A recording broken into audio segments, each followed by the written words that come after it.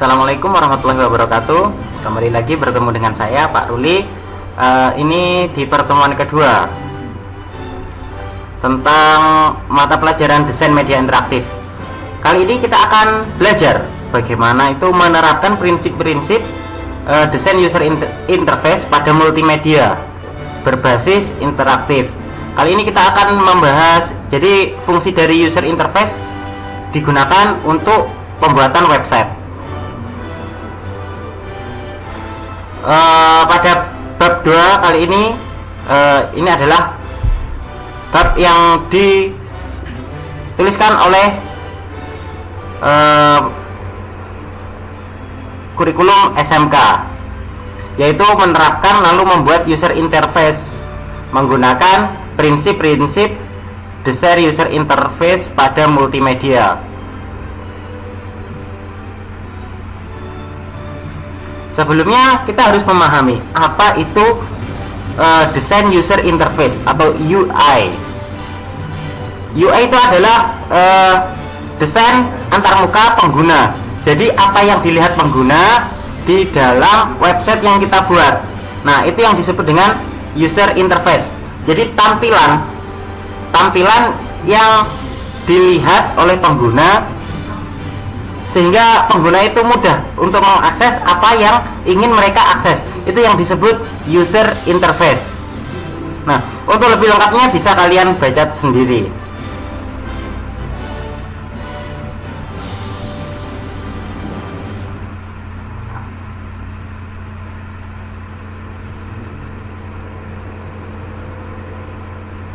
Oke. Di dalam user interface sendiri ada beberapa hal yang pastinya diinginkan oleh pengunjung.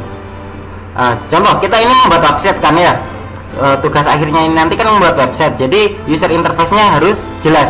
Jadi contoh, si pengguna, kita kan yang membuat, jadi bukan pengguna ya. Si pengguna ingin mencari tentang, contoh kita membuat websitenya SMK Manbaul Ulum. Ketika pengguna itu pengen melihat salah satu jurusan di SMK Manbaul Ulum, apa sih tombol yang harus mereka tekan? Jadi itulah yang disebut dengan user interface. Jadi bagaimana kita menempatkannya, bagaimana sehingga pengguna itu tahu dan mudah untuk mengakses apa yang mereka inginkan.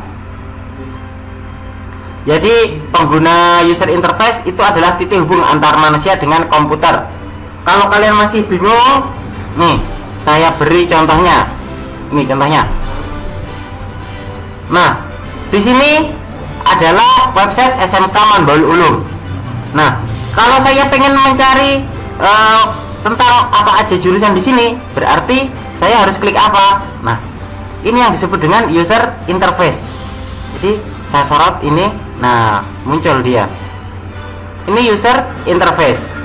Contoh, klik multimedia. Maka muncul tentang multimedia. Oh, saya ingin mengetahui tentang jurusan yang lain, contohnya teknik kendaraan ringan. Jadi muncullah ini, teknik kendaraan ringan. Nah, jadi user interface sedemikian rupa itu tadi. Nah, itu tadi gimana kita nanti membuat sebuah website dengan kemudahan seperti ini. Nah, hampir sama dengan alur, ini mau kemana, ini mau kemana. Nah, desain user interface itu lebih fokus pada penempatannya, tentang lebih menonjolnya, gimana seseorang itu bisa tahu kalau mencari ini tanpa perlu belajar gitu. Oke, di dalam user interface sendiri ada kontrol input, navigasi, informasi, sama wadah. Nah, seperti itu tadi. Jadi ada input di sini, ada navigasi, ada wadah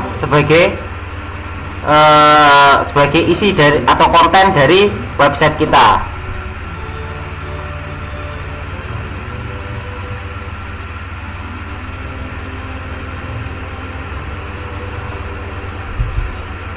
Oke. Jadi ketika kita membuat desain user interface, jadi kita harus tahu apa sih yang ingin dilakukan pengguna ketika mengunjungi website kita. Jadi kapan pola harus digunakan, bagaimana solusinya, di mana dan bagaimana pola telah diterapkan sebelumnya. Nah, itu tadi. Jadi di sini tadi kan kita bisa melihat ya. Oh, ternyata di sini ada pola. Jadi klik apapun dia bakalan ada. Dia bakalan tetap ada. Dia bakalan tetap ada dimanapun. Gitu. Nah, ini beberapa hal yang perlu diperhatikan, seperti keamanan, kemudahan dalam penggunaan, apakah dia support dengan berbagai screen, karena screen sekarang kan ada laptop, setelah itu ada Android atau HP. Jadi bisa nggak website yang kita buat diakses oleh berbagai jenis operating system yang berbeda. Setelah itu bagaimana desain dan penggunaan tata letaknya, dan masih banyak lagi. Ada layout manajemen, bagaimana navigasi, perencanaan navigasinya, informasi dari kemudahan desain, dan lain-lain. Jadi kesimpulannya adalah antarmuka pengguna yang dirancang dengan baik bisa menjadi perbedaan kelebihan bagi Anda. Jadi kita harus merancang user interface itu semenarik mungkin dan semudah mungkin bagi pengguna. Nah, nantinya dalam dunia kerja hal ini akan menjadi titik kelebihan bagi Anda. Dan pada akhir nanti dalam satu semester ini saya pastikan kalian harus bisa membuat website. Nanti ada beberapa aplikasi yang bisa kita gunakan. Ada CorelDRAW, ada Photoshop. Untuk animasinya kita menggunakan Flash, dan untuk penataannya kita menggunakan Adobe Dreamweaver. Oke, terima kasih. Tetap semangat belajar dan jaga kesehatan. Untuk pertemuan ketiga nanti kita akan mulai bermain dengan Adobe Dreamweaver. Nah, selanjutnya bab-bab selanjutnya bakalan lebih fokus pada praktek, karena pertemuan 1 dan 2 itu lebih fokus pada teori, sedangkan pertemuan 3 nanti kita sudah mulai penggunaan aplikasinya, bagaimana cara membuat animasi dan lain-lain, sudah fokus pada praktek. Oke, terima kasih. Assalamualaikum warahmatullahi wabarakatuh.